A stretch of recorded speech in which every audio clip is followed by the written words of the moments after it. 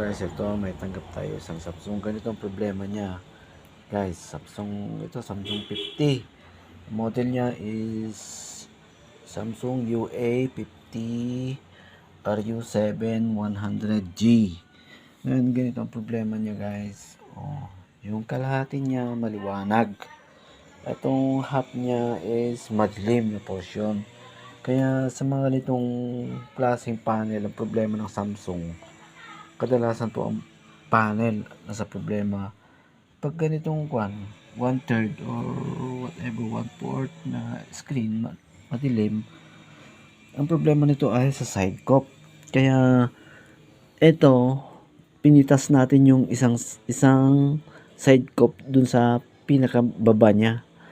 Ayan, isusulot natin itong pangalawang side cup niya. Bali, ang side cup nito is 1, 2, 3, 4, 5, 6, 6 magkabilaan dito sa kabila. Ngayon itong pipigtasin natin itong side cup niya dito sa may madilim na portion. Titingnan nyo guys, ito ang mangyayari. Ito na guys, dandahanin natin. Ito na, tanggalin natin. Ingat lang. O yan o, pansin nyo ba? Umaangat yung kulay niya, yung liwanag. Wow, dali natin. Ayun, ngayon sunod natin yung pangatlo. Yes, ito na, lumiwanag yung kalahati, yung sa baba niya. Yun, ito na. Ingat lang mga pare ko. Sa pagpitas, kailangan dahan-dahan lang po. Yan. Ayan guys.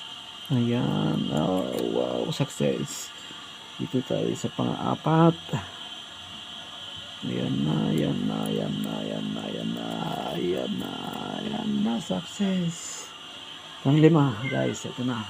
Maliwanag na, buo na yung panel. Ito na guys, ito na. Wow, sana hindi siya magkakaguhit, sana hindi magkakaroon ng problema habang tinatanggal natin yung side cup niya. Sana malinis yung screen, walang guhit. Ito na guys, pang-anim, ma-perfect na siya. Wow, galing yan guys. 6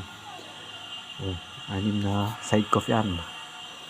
2, 4, 6 yan guys. Ganyan lang pag